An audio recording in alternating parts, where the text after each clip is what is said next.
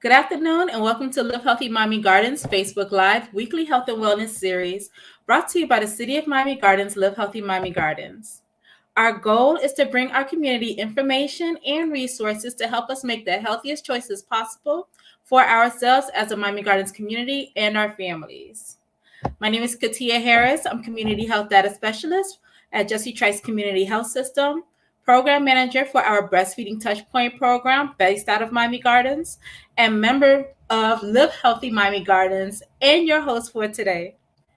Live Healthy Miami Gardens was born from the realization that although health is largely influenced by our individual choices, the conditions in the communities where we live, learn, work, worship, and play are also major contributing factors to the racial and ethnic health disparities and healthcare disparities faced, as well as our overall ability to make healthier choices.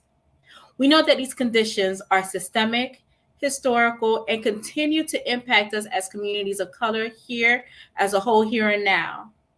Live Healthy Miami Gardens is a community initiative and part of the city's effort to address these conditions and reduce poor health outcomes through the transformation of policies, our environment, and the healthcare system overall, making the city of Miami Gardens a healthier place to be. Joining us today is Carla Sabugo, the Director of Innovation and Outreach at the Florida Department of Health in Miami-Dade County WIC program, a registered dietitian nutritionist, and a certified lactation counselor. And on top of all of that, Carla is also a mother of four precious and exclusively breastfed children. Today, she's joining us to discuss breastfeeding and nutrition. Carla, thank you for joining us today. Can you tell us a little bit more about yourself, your background with WIC, and what you do now? Sure. Hi, everybody. Good afternoon. Thank you, Katia, for having me on the show today. Again, my name is Carla Sabugo. I am a registered dietitian licensed here in the state of Florida. I'm the Director of Innovation and Outreach for the Miami-Dade WIC program. I basically oversee all of our outreach, marketing, promotion, even grant opportunities and partnerships with local agencies, including any development and collaborations, initiatives, which we're currently working on, and you might hear often, which is Breastfeed Miami. So there's lots of different things that I get to be a part of in my role. I'm currently one of the leads for a grant that we received from Johns Hopkins on finding innovative tools to retain some of our children in the WIC program, and this is around actually social media. So I'm really happy to be here live with you guys today, and sharing some of the information on breastfeeding nutrition and the WIC program. I've been working for WIC for over 15 years. It's a passion of mine. My background is in nutrition and dietetics, and I also have a master's degree in health promotion and disease prevention, so master's in public health from FIU. I've been around Miami-Dade for a long time and have gotten to know a lot of our community and work in the community. So it's been a passion of mine to work in the maternal, infant, and child health field. And I'm lucky to be a mom of four. It is a lot of work, but it is such a blessing. And I'm happy that I was able to successfully breastfeed. And I'm actually still breastfeeding my 17-month-old at the time. So lots to go around and be able to share some of the knowledge I have, not only as a dietitian, but as a mom. So I'm happy to be here with Katia today. And thank you again, Carla, for joining us.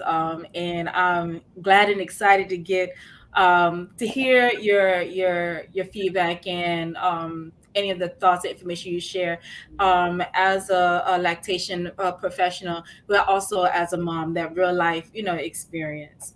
So let's start with understanding the needs of mom when it comes to nutrition. Does mom need to eat differently while breastfeeding baby? That's a really good question, and I know a lot of moms, especially when they become pregnant, they have a lot of questions about what should they eat, how should they, make sure that they're growing their baby and nourishing their baby.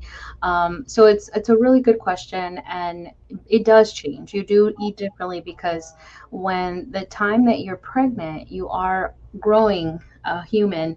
And so because of that, it's requiring a lot of nutrients in your body. So it goes the same way with breastfeeding your baby, that whenever you're providing nourishment to your baby, you need to nourish your body as well. Do you need to consume specific foods? Not necessarily. It just means that you are eating to take care of yourself, just like any other woman, any other person needs to do, which is basically a very nutritious and balanced diet. And I can kind of go over a little bit more of what that means, because I know sometimes people, we might not understand what does that mean, a balanced diet. So while you are breastfeeding, your energy does change. You need to be able to provide for your new baby. You're obviously, when you're having a newborn, your sleep is a lot less. So there's a lot of things that happen to you as you recover from birth as well. So it's not just because you're breastfeeding, but really the recovery from birth, to heal and to get back to, to having your uterus back down to size. A lot of that is happening to your body. A lot is going on. So it's important that you take care of yourself by eating healthy foods that are going to be higher in, say, protein, or you're going to have whole grain foods, which I can kind of talk a little bit more about it later. But just to keep that in mind, that you do eat a little bit differently, but not just because you're breastfeeding. It's because you're recovering from having a baby as well. Okay.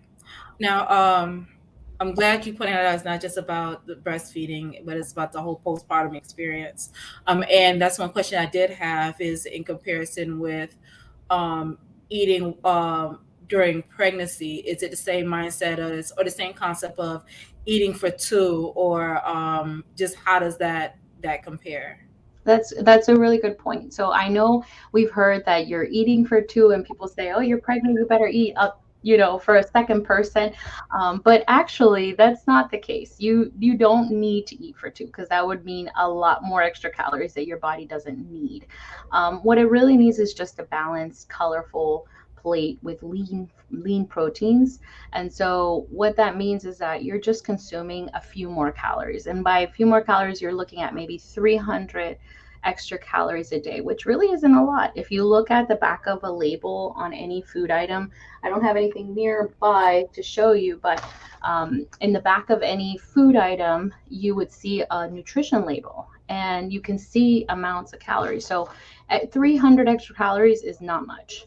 And the same goes for pregnancy. You're not actually consuming for two, you're consuming for one, but it's a different type of in your life when you're either pregnant or breastfeeding postpartum. So it's important to know that you're not going to be eating for two, but you're just consuming a little bit more.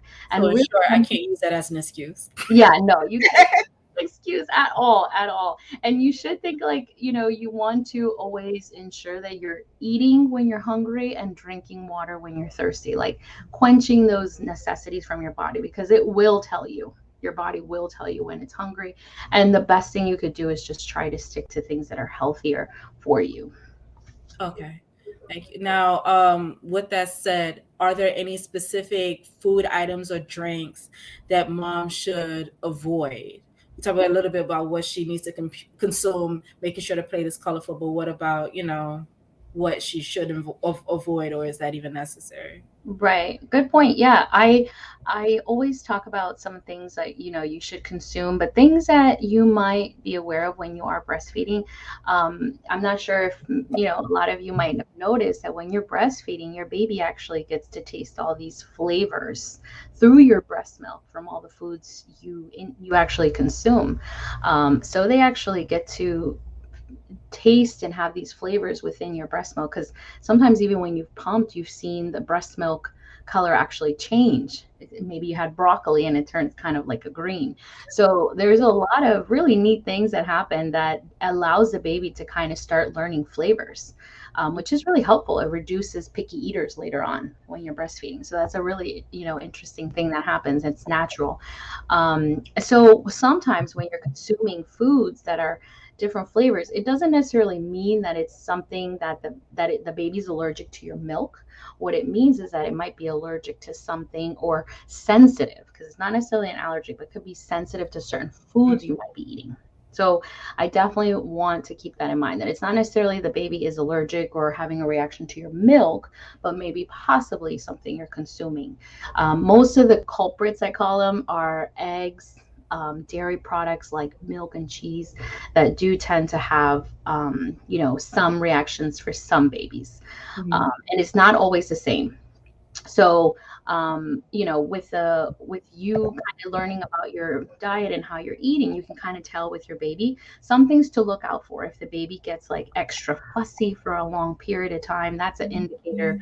that something's not comfortable with the baby. Mhm. Maybe the baby has looser stools, or the stool color changes, because breastfed babies are yellow stools. Maybe you're seeing like green stools. That Mhm. actually happened to me. So those are things that you can be on the lookout for it. And so, like I said, it's not something that they're allergic to your milk, or sensitive to your milk. It's just something you might be consuming. And the best thing to do is just kind of work your way backwards and see, what did you eat last, what was the things that you had that day, and start doing research of your own to find out what it could be with you, and then maybe start taking away some things that might be making the baby sensitive. And I want to mention here that, like, whenever you're in this situation, that you have support. Like, don't feel you're on your own. This is something that has happened to so many of us moms. And we've all gone through something. So know you have the support within this network with Ketia's Breastfeeding Point program. You have Jessie Trice. You have the WIC program. You have Breastfeed Miami.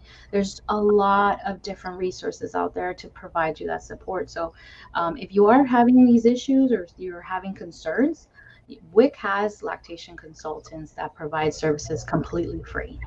As long as you're a part of the WIC program, you get these services to you whenever you have these concerns. So I just want to share that if you do have that, and you also talk to your healthcare provider, of course. Okay, and I appreciate you highlighting that, because that's something that I was going to ask about WIC in discussing some of the challenges, not just with that, but then other breastfeeding challenges. I want to know if that's something that WIC specifically support moms, and so I'm glad that. Thank you Yeah, for highlighting it. absolutely. And the cool thing about WIC too is that whenever a mom is pregnant, ideally they start WIC when they're pregnant, Yeah. that she gets to talk to a nutritionist right when she starts WIC. And she might not know anything at that point about maybe concerns, but then she gets to see that, another nutritionist again. And she gets a breastfeeding peer counselor when she's pregnant. Mhm. So all those different steps while you're pregnant are really helpful, because you get a lot of information and you get resources. You start to kind of understand and question things, and then be able to come back and ask more questions when you have them. And then after that, you have your lactation consultants when you've had your baby. So it's all kind of full circle to here, to support mothers. Right. Yeah. And then you're seeing some of the moms who come out of WIC, just engaging moms were who have been able to utilize WIC services. Just seeing that contrast, they come out almost like, not almost, they come out as experts basically, and just to see not only like the knowledge, but the confidence, and how and which I, like you said, comes full circle in support the next month. So I do appreciate that. Yeah, it's an amazing opportunity for any mom to be a part of these programs. And WIC, not only do we provide that education and support, but there's also healthy foods that you get with an EBT card to support your family. So if you might have Medicaid, or you have SNAP, like food stamps, you automatically are income eligible for WIC. So you don't even have to show anything, as far as income, because you're already a part of SNAP and Medicaid, which means you're automatically eligible for WIC. So if you're one of those moms right now and you have those services, just call WIC and you're not on WIC. This is something else that's pretty new, is that we have fruits and vegetables that are provided every month. And normally they're $11 more or less per person that are on WIC. They're at $35. So they've gone up because of the American Rescue Plan, and it's now extended until September. So if you're a mom and you've got two kids, that's, a substantial amount to be able to use for fresh fruits and vegetables, frozen if you prefer, or canned. Mhm. So those are options, with the foods as well. Okay, beautiful. I'm glad you shared that. Um, something else that I like to highlight is on Miami-Dade Wick's Instagram. I know for National Nutrition Month, you've been sharing some turmeric recipes. One is a turmeric cake. I still haven't tried to make it yet. And I think I saw something on like a turmeric and chicken or chicken Yeah, curry or something. it is. It's chicken. Let me tell you right now. I'm going to go on there. So we have, this is from our Nutrition Education Action Team, which is pretty cool. It's called NEAT, and it's WIC staff, nutrition staff, and also our health support specialists that get together and come up with these amazing recipes. And this theme for this month, which is National Nutrition Month today, this month is National Nutrition Month. The theme is a world of flavors, to celebrate the world of flavors that we have. So it's pretty amazing because, Miami's a melting pot. So we have people from all across the world and can share different recipes. So we have a Middle Eastern recipes, which are the turmeric chicken, golden milk, and a souf cake, I think it's called. And all of that is on the Instagram page, so you can check it out. It's at Miami-Dade Wick. And it tells you the recipe, the instructions, and the reel actually shows you how to make the cake. So these are all Middle Eastern, and next week we're going to be putting up some African recipes. Oh, And nice. we also have a few more. So hopefully, you keep posted. You can actually see some of the world of flavor recipes that we have. Okay. All right. Thank you for that. So I know we talked a little bit about some of the foods and drinks mom can and cannot consume. Um, One question, even when I was pregnant, I was a little hesitant about is consuming alcohol. Can mom get a drink? If so, how much? How does that work? Yeah, and that's a good question, because I know we don't want breastfeeding to be also feel like a burden, like your life is so different, you can't do things. So that's not how breastfeeding is. It's part of your life, and there are some changes you do need to make and take care of yourself, because you need to be available and ready for your baby. So it's not just for your body, but actually because you need to be alert and aware for your new baby. So the what is recommended is that it is limited to drink alcohol when you are breastfeeding. During pregnancy, it is to avoid 100% while you are pregnant.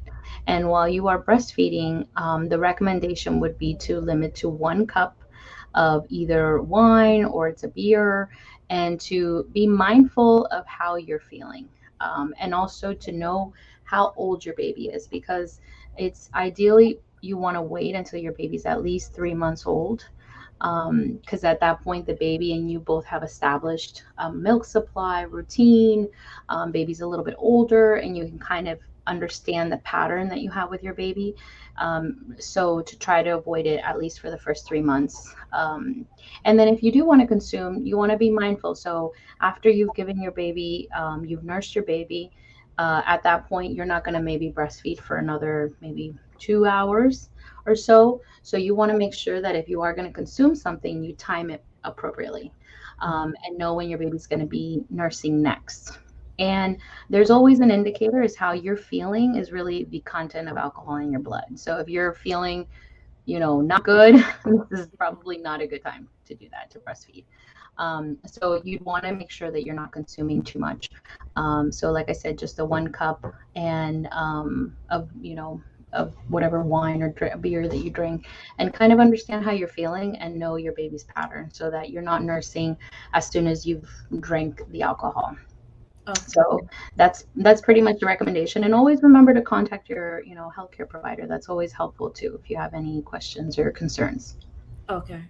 So I know with that, there's sometimes engaging some of those who may participate in the support groups or the one-on-ones, comes up is like the pump and dump. What Hmm. is that something you would advise, or in certain situations, or Yeah, exactly. In which certain I situations, know about you want to conserve? I mean, I think I'll cry yeah, if I needed to dump my milk. So yeah. I'm interested in your thoughts. That's a good point, because when you're in in the time after 3 months, you still could get full, which is like engorged, if you skip to nurse because maybe you drank more than you should and you were not feeling good, and this is not a good time for you. So if this is going to happen, make sure that you have some reserve in your freezer, refrigerator of your own breast milk prior to that drink. So you have something for your baby just in case. And also, if you're to the point where you drink more than you should, then when you do go to pump, it should be at the same time more or less that you're going to breastfeed your baby, just to satisfy your, basically the body, because your breasts are getting engorged full of milk to get ready for the baby. So if you're already getting too much drinks, then this is not milk you want to give to your baby. So at that point, you do want to pump just to alleviate some of that pressure from your breast. But it's good to, just to remember that while your baby's still young, and in that very short period of time, to limit yourself to ideally maybe one, and just go from there. And you'll start to learn your body and understand what you can and cannot do, because some people consume, lots of drinks and feel nothing, and then some can take a little bit and feel a lot. So everybody's body is a little different. So it's good to understand your own body, and know that it can go through the breast milk if it's in high amounts. So it's better to limit yourself, and also understand how your baby is nursing, the pattern that the baby's nursing. Okay. So we're going to shift a little bit in talking about the nutritive benefits of breastfeeding and everything with the baby. Before we move on to that, because we understand that breastfeeding and breast milk does benefit baby, but can and does breast milk or breastfeeding also benefit mom? Yeah, actually, so it's not just baby. Actually, the Okay. breastfeeding is definitely, the best start for a baby for the rest of its life. It sets them up, but it's actually really beneficial for the mom. So as soon as the mom gives birth, there's something that happens to the uterus, and that it contracts, it shrinks. It goes back to its normal size because it was holding your baby. And so that contraction happens with a lot of the hormones that are related to breastfeeding. So when you're breastfeeding your baby, that helps you to get back to that pre-pregnancy uterus, and also your body, because you're burning calories as your body's producing milk. So a lot of women have noticed that they lose a lot more of that baby weight when they were pregnant, because of the amount of calories they're burning for making milk. So that's one side when you're breastfeeding, right as soon as you give birth. The other important factors is that mother, by breastfeeding, reduces significantly her chances of getting breast and ovarian cancer, as well as type 2 diabetes and high blood pressure. So there are health benefits for mothers too. And definitely some cancers, like I said, the type 2 diabetes, high blood pressure, are less common when women breastfeed. So as you get older and you have a history that I've breastfed my kids, you have less chances than someone who did not breastfeed. So it's a really important health factor to know your outcomes when you breastfeed as well as a mom. Thank you. So, how does breastfeeding benefit baby? What are some of the nutritive benefits?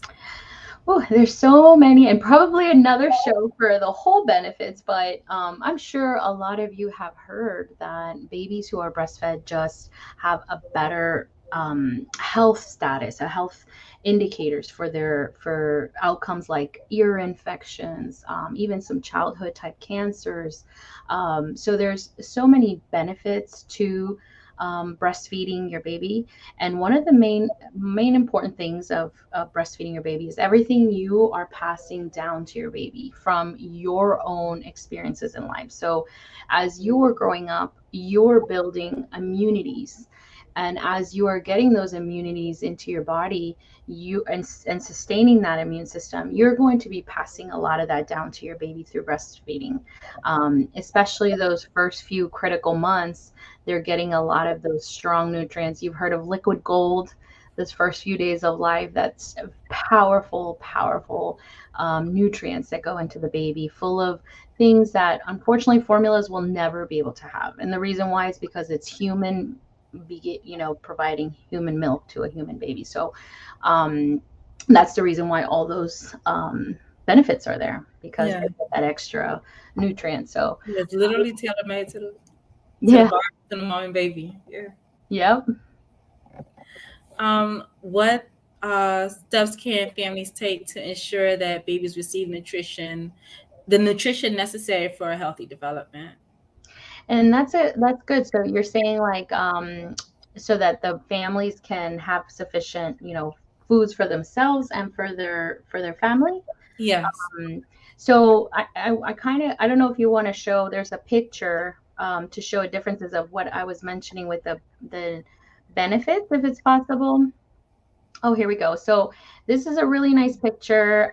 Just basically, I know you had that question about, what are the differences between the two. So Mhm. um, this is a good indicator to show you that formula does provide the nutrients that it needs for the baby to grow and develop, but it doesn't provide those extra factors that the human body provides, which is antibodies, hormones, antiviruses, anti-allergies, anti-parasites, growth factors, enzymes, all of that, like say cholesterol, all those things go down through the breast milk because it's a natural form for a human to receive the milk. And those are things that cannot be replicated. So formula companies, they do they do what's necessary for growth and for development, like minerals, vitamins, DHA, ARA, which you guys have heard of, I'm sure, carbohydrates, proteins, and different minerals that they need to be able to grow and sustain a baby, but it doesn't have those extra factors that a human provides. So that's the biggest difference that you'll see, and why we're always encouraging and supporting women to breastfeed their babies or pump and express milk or chest feed. This is the exact same reason we want to support. Okay. In consuming or along with consuming breast milk, especially in the first 6 months of life with baby, does the baby need breast milk as and other um, foods and beverages like water, juice, cereal, as well as, and I guess this is a two-part question or Mhm. separate questions, but does baby need supplements if they're already consuming breast milk? Yeah, that's a really good question. So, actually, for the first 6 months of life, if a baby's being breastfed, they do not need anything, not even water, nothing, nothing, nothing for the first 6 months of life. And the reason why is because breast milk just provides 100% of the nutrients that it needs at the time. Now, there may be different circumstances. Maybe there's a baby that has a different need. So, those are individual and personalized support, which is what the WIC program can provide. So if a mom has, a baby might have a circumstance that maybe they were premature or they were hospitalized for something, those are a lot different situations. So, but generally, most babies, they do not need to have anything but breast milk for the first 6 months of life.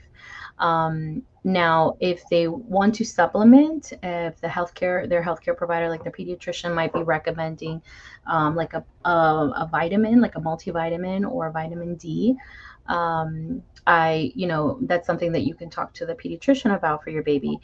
But it's always recommended that if a mom is nursing and postpartum, that they take a multivitamin themselves to help them. So even if they're having a nice, healthy, balanced diet, they can still take a multivitamin, to support their bodies. And so in that case, that also goes to the baby as well.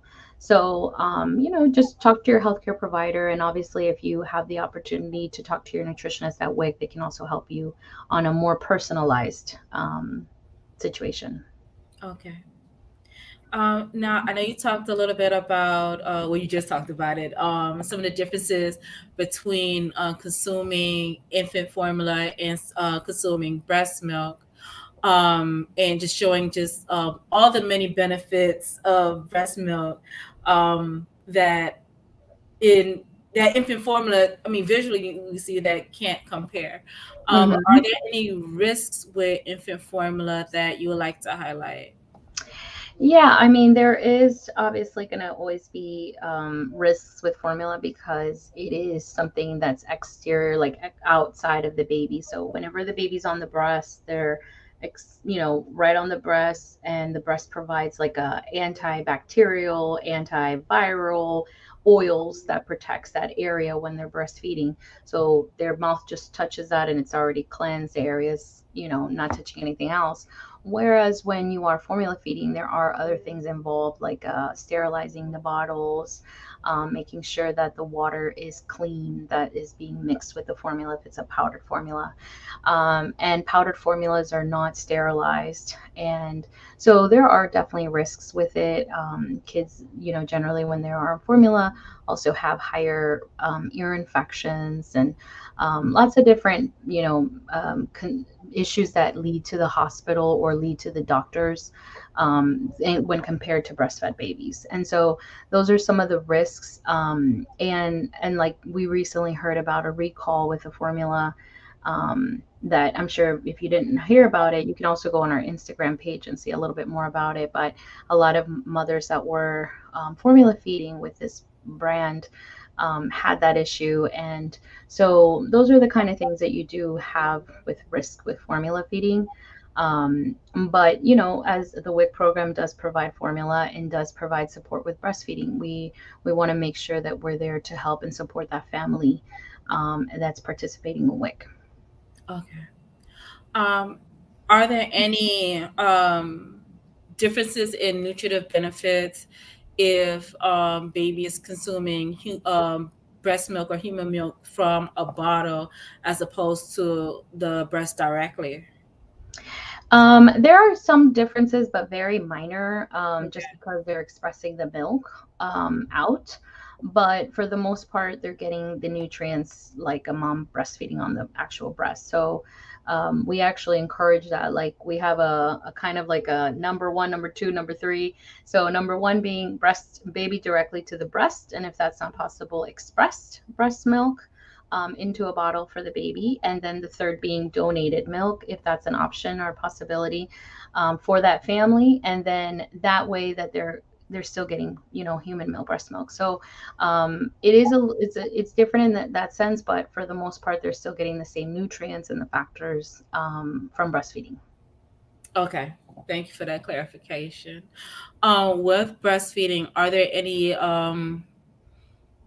or yeah, I guess the process of breastfeeding or the breastfeeding experience, are there any exceptions to I guess the call or the recommendation to exclusively breastfeed, including like having babies in the NICU or and or moms who might have been exposed to COVID-19 but still wanting to breastfeed?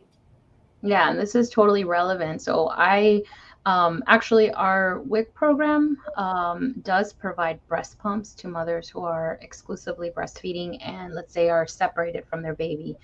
That separation can be because of work, school, but it can also be if maybe your baby was born prematurely or has been hospitalized and is separated from you. So actually, the WIC program provides breast pumps for free, and they're hospital grade.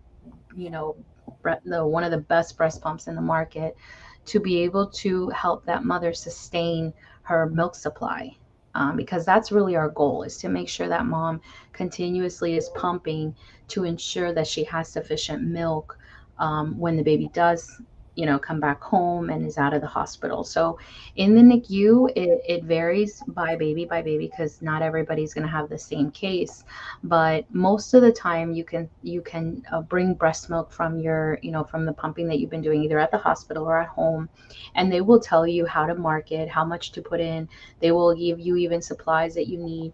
My best recommendation is always to be in communication with your providers when you're in that situation, and count on WIC to help you with your breast pump too, and for lactation support. Because if a mom has a baby that's in the hospital, the lactation consultant is following up on you very regularly. So you have somebody to, talk to that has your back, that's able to share information, that's supporting you, and giving you experiences, because they are very experienced in these type of situations, our lactation consultants. So they're able to at least help you. And generally, when a baby is able to get anything by mouth, like a nipple or a pacifier, generally this is a good time for mothers to ask if they can put the baby either on their chest to do skin to skin, or try to breastfeed, to actually breastfeed. So those are kind of, the exceptions that you could try to, make when you're there in those situations, and find support groups, where mothers, have that. We actually have a peer counselor that had twins in the NICU. And so in those situations, it's nice to connect to someone that has gone through something like that. So just know that you have that support network. Okay. And get to access these resources and the support, I guess more specifically, I know you mentioned getting the hospital grade pumps. Would that be the breastfeeding helpline number they will Yes, call? yes, Oh, they can call. If they're already on WIC, they can call that number. I mean, regardless, you can always call that number, even if you're not on WIC, because any number, so the number that you guys are seeing on the screen, one of them is for appointments. So if you're either new to WIC or you need to make a new appointment, that's the number to call. Or if you're already on a WIC, but you need some more breastfeeding support, from your other appointments, because you will have connection with a peer counselor, you might need more. This is the number you call, which is the bottom one that says breastfeeding helpline. It ends with 1336, and you call, and they're able to help you with resources, information. And if they get more information from you, and they find, your baby has is in the NICU, or you yourself have COVID-19, or you have a cold and you're not sure what to do, those are the type of situations that you want to definitely reach out to this breastfeeding helpline. It's completely free. And even if you're not on WIC, they will redirect you to get onto WIC if you can. And if you do not qualify for WIC for whatever reason, they can at least provide you resources in the community to help you. So it's a really good number to have, and be able to have, that support network. okay. Thank you. Hmm. Um, what would be, or what is your call to action, whether in context to today's live or overall when it comes to supporting breastfeeding moms or moms in general? Yes. Oh, that's a good one. So, call to action. Really, this goes in so many different levels, but we've recently started a community collaborative, which Katia is a part of. This is how it all happened, a Breastfeed Miami. And really, the vision is to see Miami-Dade County as a breastfeeding friendly community. And the call to action would be different for everybody, because it depends on your role. If you're a mother and you're breastfeeding your baby, the best thing you can do is get your support network, get help from people that can, push you in the right direction, and share similar goals with you, and help you attain your goals. Because sometimes we don't have support. Sometimes mothers don't have anybody who's breastfed in their family. They don't have anyone, friends, no one's breastfed. And so what that means is that mom, it feels alone. She feels like, I don't even know if I'm doing this right. I don't even know if I can do it. There's no way. And all that doubt, causes maybe mom to stop breastfeeding, and to not have that. The best thing for you to do is, while you're pregnant, is reach out, find out where you can have support. There's tons of moms out there breastfeeding their babies.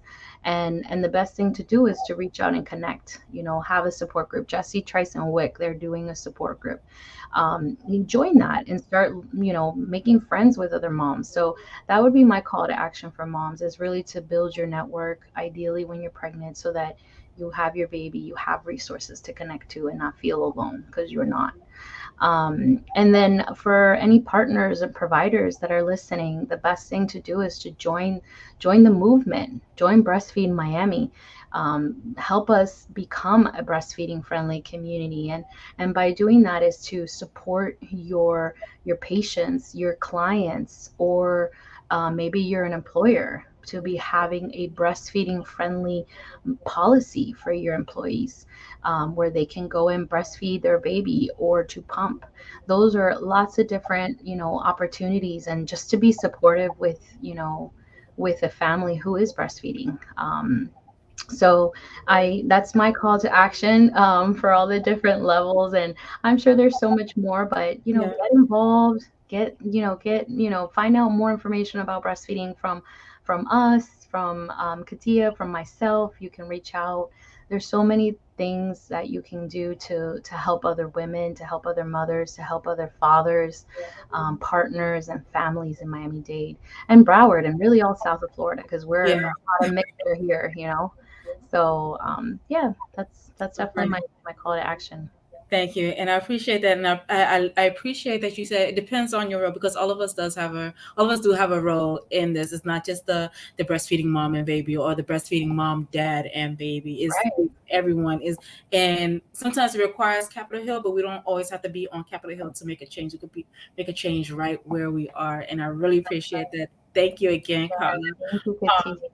Any final thoughts? I know you already said a lot already, but any final? Well, just to connect with us, get onto either our Instagram or Facebook page at Miami-Dade WIC. Breastfeed Miami also has one as well.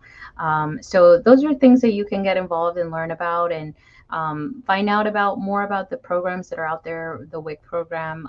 We have a website which is on your screen as well, miamidadewic.org. So if you have any questions about like who qualifies, how do I get, how do I apply, all these different things, that's all on the website. There's also information links that you can download, like a chart on how to eat.